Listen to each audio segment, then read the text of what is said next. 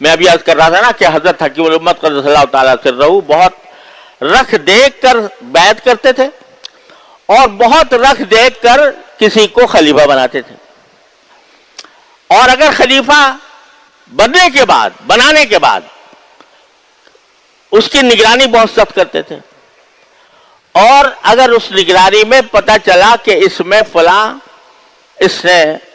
فلاں بات ابھی تک باقی ہے، خلافت واپس لے لیتے تھے۔ بھئی تمہیں خلافت دی تھی، اب نہیں، جب تک فلاں تم اپنی اصلاح نہیں کرو گے تمہاری خلافت واپس ہے۔ کئی لوگوں کے حضرت کے بڑے بڑے ایسے حضرات جو جلیل القدر خلفاء کہلاتے تھے، ان سے بھی حضرت نے خلافت واپس لے لی۔ کس وجہ سے واپس لے لی؟ کہ جو توقع تھی کہ یہ اپنے نفس کی نگرانی کریں گے، وہ نگرانی میں فرق آ جاتا۔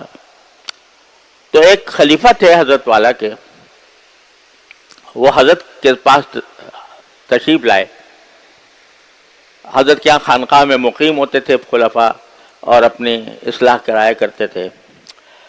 تو وہ آئے اور اپنے ساتھ ایک بچے کو لے آئے، اپنا ایک بچہ تھا، اس لیے کہ تاکہ حضرت سے اس کے بارے میں دعائیں لیں، حضرت اس کے سر پر ہاتھ رکھیں، اس کو یہ سعادت حاصل ہو کہ حضرت کی زیارت ہو گئی ہے، حضرت کی نگاہ بھی اس کے اوپر پڑ جائے۔ بچے کو ساتھ لائے اور لا کر حضرت کی خدمت میں پیش کیا کہ حضرت یہ میرا بچہ ہے، میں اس کو ساتھ لے آیا ہوں اس غرض سے کہ آپ کی نظر پڑ جائے، آپ کی دعائیں اس کو مل جائیں۔ حضرت نے خیر مقدم کیا، یہ بڑی اچھی بات ہے، اللہ تعالیٰ تمہارے لیے اس کو بہتر بنائے، صدقہ جاریہ بنائے۔ پھر پوچھا کہ آئے کیسے، یعنی کس سواری میں سوار ہو کر آئے؟ تو انہوں نے کہا جی ریل میں آیا تھا۔ کہا کہ بچے کی عمر کیا ہے؟ کہا کہ بچے کی عمر وہ ہے جی 12 سال پوری ہو گئی ہے۔ تو حضرت نے فرمایا اس کا تم نے آدھا ٹکٹ لیا تھا یا پورا لیا تھا؟ ریل میں ٹکٹ اس کا آدھا لیا تھا یا پورا لیا تھا؟ انہوں نے کہا حضرت آدھا ہی لیا تھا۔ کہا کہ 12 سال کے بچے کا تو ٹکٹ پورا ہوتا ہے، آدھا کیوں لیا؟ کہا کہ جی دیکھنے میں یہ بالکل بہت چھوٹا لگتا ہے، سیٹ بھی بہت چھوٹی سی گھیرتا ہے، تو اس لیے میں نے سوچا کہ یہ ابھی تک بچے ہی کے حکم میں ہے، اس لیے ٹکٹ آدھا لے لیا۔ حضرت نے فرمایا اس کا مطلب یہ ہے کہ طریق کی یعنی تصوف کی تمہیں ہوا بھی نہیں لگی، جاؤ آج سے خلافت واپس لے لی۔ کس بات پر؟ کہ بچہ 12 سال کا تھا اور 12 سال کے بچے کا ٹکٹ آدھا لیا، تو تم نے خیانت کی، ایک طرح سے جھوٹ بولا کہ اس کو بچہ ظاہر کیا جس کا آدھا ٹکٹ ہوتا ہے، اور تو حقیقت میں یہ پورا عمر کا تھا، تو تم نے خیانت کی۔ اب یہ خیانت جو تم نے کی، یہ باوجود ہے کہ وہ ذاکر شاغل تہجد گزار عبادات میں بہت آگے، لیکن اس وجہ سے خلافت واپس لے لی کہ تم نے ٹکٹ پورا کیوں نہیں لیا۔ حضرت کے ہاں معاملہ یہ تھا کہ ہر چیز کے اندر اس بات کا لحاظ ہوتا تھا کہ کہیں جو کام میں کر رہا ہوں وہ کوئی شریعت کے خلاف ناجائز کام نہ ہو، لہذا اگر سامان لے کر جا رہے ہیں، اور ریلوے کا قاعدہ یہ ہے کہ ایک خاص حد سے زیادہ اگر سامان ہو تو اس کا الگ سے کرایہ لگتا ہے۔ اب لوگ خیال بھی نہیں کرتے، اچھا بھائی چلو جتنا بھی سامان ہے چڑھا دیا، کوئی کسی نے پوچھا نہیں، بات آئی گئی ہو گئی اور پہنچا دیا۔ حضرت کیا یہ اصول تھا، جب خود سفر فرماتے تھے تو ٹکٹ خریدنے سے پہلے اس جگہ پر جا کر لائن میں لگتے تھے جہاں پر سامان بک کیا جاتا ہے، کہ بھئی میرے سامان کا وزن کر لو، اگر یہ سامان کا وزن وہ تمہارے قواعد سے زیادہ ہے تو اس کے پیسے مجھ سے لے لو. وہاں جا کر لائن میں لگے. اور اپنے سارے متعلقین کو یہ تلقین تھی کہ اگر تمہیں کہیں سامان لے جانا ہے تو یا تو اگر اس کو بک کراؤ، بک کرا کے جو اس کا معاوضہ ہے وہ ادا کرو. اس کے بغیر اگر لے جاؤ گے تو یہ شرعاً ناجائز ہوگا، کیونکہ معاملے کی بات ہے اور اس معاملے کے اندر بھی شریعت کے احکام کو مد نظر رکھنا انتہائی ضروری ہے. تو ایک مرتبہ حضرت کہیں کسی اسٹیشن پر، اب مجھے نام یاد نہیں رہا اس اسٹیشن کا، شاید مظفر نگر تھا یا تھانہ وہ سہارنپور تھا. وہاں حضرت کے ساتھ سامان کچھ زیادہ تھا تو بجائے ٹکٹ کی جگہ کے وہاں سامان بک کرانے کے لیے حضرت لائن میں لگ گئے.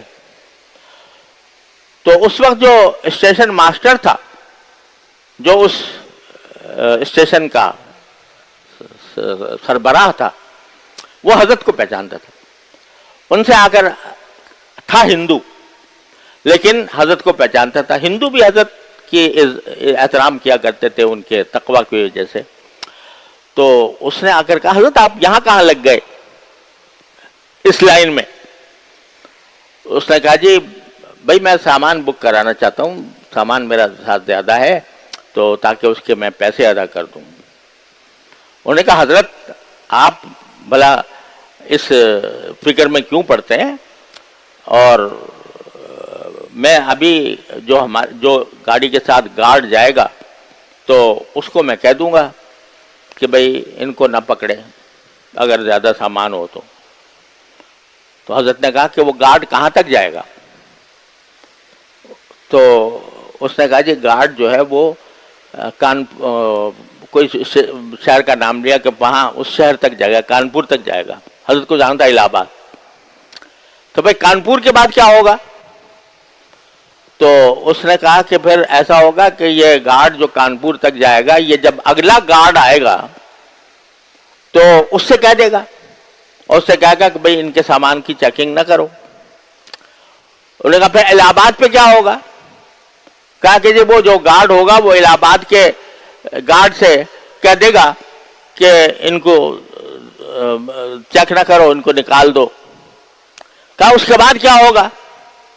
اس نے کہا اس کے بعد تو آپ اپنے گھر چلے جائیں گے سامان جا.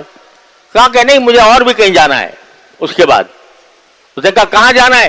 کہا کہ اللہ میاں کے پاس، اللہ تبارک و تعالیٰ کے پاس جانا ہے. وہاں کیا جواب دوں گا؟ ہندو نے کبھی ایسی بات اپنی سنی نہیں تھی کہ وہ کہہ رہا ہے کہ جی آپ سامان بغیر معاوضے کے مفت لے جاؤ، اور حضرت اصرار کر رہے ہیں نہیں پیسے لو. تو اس نے کہا جی یہ جو عجیب بات آپ نے کہی کہ پھر اب اگلی منزل کہاں ہوگی اس کا آپ نے سوچا. تو وہ اتنا متاثر ہوا حضرت کی اس بات سے کہ جہاں تک مجھے یاد ہے کہ اللہ نے اس کو ایمان کی توفیق دے دی مسلمان ہو کے، کہ دیکھو مسلمان ایسے ہوتے ہیں. تو اب یہ چھوٹی چھوٹی باریکیاں معاملات کی، کہ معاملے میں بات حلال و حرام کا پورا امتیاز کیا جائے، جائز اور ناجائز کے درمیان امتیاز کیا جائے. یہ ذرا ہم خود اپنا جائزہ لے کر دیکھ لیں کہ اپنے معاملات میں ہم کس درجہ احتیاط کرتے ہیں یا نہیں. جب کبھی ہوائی جہاز کا سفر ہو اور ہوائی جہاز کے سفر میں ہمارے پاس سامان زیادہ ہو تو کیا ہوتا ہے؟ یہ کرتے ہیں کہ جو وہاں پر بیٹھا ہوا ہے ایئر لائن کا بندہ، اگر وہ جاننے والا ہے تو سبحان اللہ، وہ تو جتنا سامان لے جانا چاہیے اسے ڈبل کی بھی اجازت دے دے گا. بہت خوش ہوں گے بھائی ہم تو اتنا سارا سامان لے کر گئے تھے اور ہمارا اس نے سوار کرا دیا بغیر کسی پیسے کے. اور اگر جاننے والا نہ ہوا تو وہی کہہ دے گا بھائی ڈبل تم کہاں دو گے کرایہ، کچھ تھوڑے سے پیسے مجھے دے دو. تو پھر میں نکال دوں گا. تو بعض لوگ اس پر بھی تیار ہو جاتے ہیں، اچھے خاصے اہل علم بھی، جاننے والے بھی. اور جن حضرات نے تھانہ بھون میں حضرت حکیم الامت قدس اللہ تعالیٰ سرہ کے ہاں تربیت پائی تھی، وہ اس درجہ احتیاط کرتے تھے. حضرت مفتی جمیل احمد صاحب تھانوی رحمۃ اللہ علیہ، یعنی ایسی احتیاط کرتے تھے جو شرعاً واجب بھی نہیں تھی. حضرت مفتی جمیل احمد صاحب تھانوی رحمۃ اللہ علیہ کے بارے میں یہ بات مشہور ہے کہ اگر وہ ہوائی جہاز میں سفر کر رہے ہیں اور برابر میں سیٹ خالی پڑی ہوئی ہے، اس سیٹ کو استعمال نہیں کرتے تھے.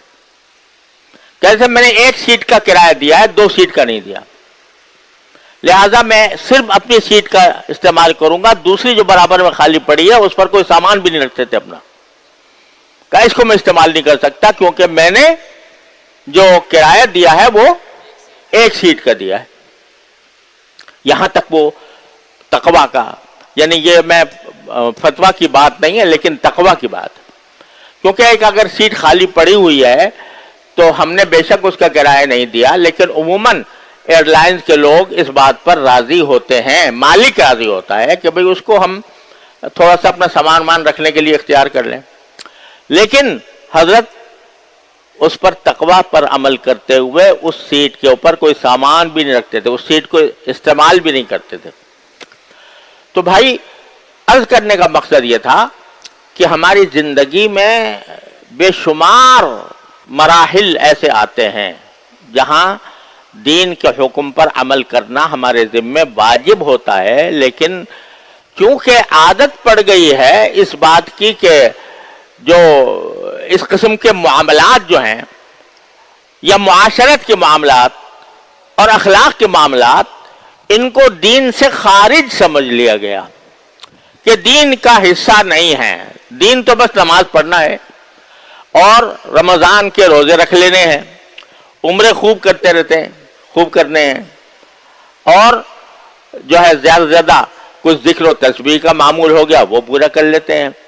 لیکن معاملات ہمارے پاک ہوں اور معاملات ہمارے درست ہوں، اس کی فکر بہت کم لوگوں کو ہوتی ہے.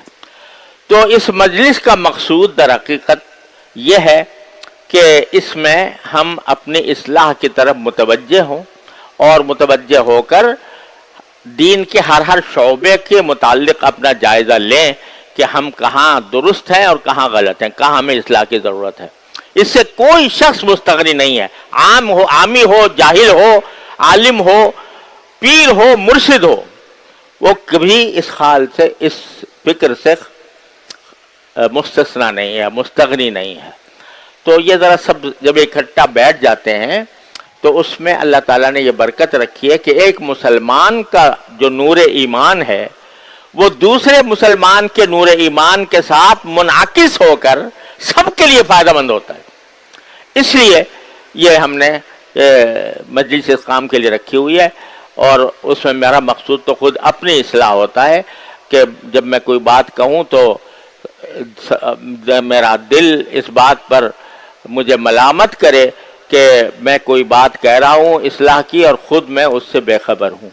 اس لیے یہ مجلس ہوا کرتی ہے. اللہ تعالیٰ اپنی رحمت سے اس کو نافع بنائے، مفید بنائے. جو باتیں میں نے عرض کی ہیں وہ الحمدللہ خود میرا نفس اس کا مخاطب ہے اولاً، اور پھر آپ حضرات مخاطب ہیں. اللہ تعالیٰ ہم سب کو اپنی اصلاح کی فکر عطا فرما دے اور اس پر عمل کی توفیق عطا فرمائے. وصلی اللہ تعالیٰ علی خیر خلقہ سیدنا مولانا محمد وعلی آلہ واصحابہ اجمعین.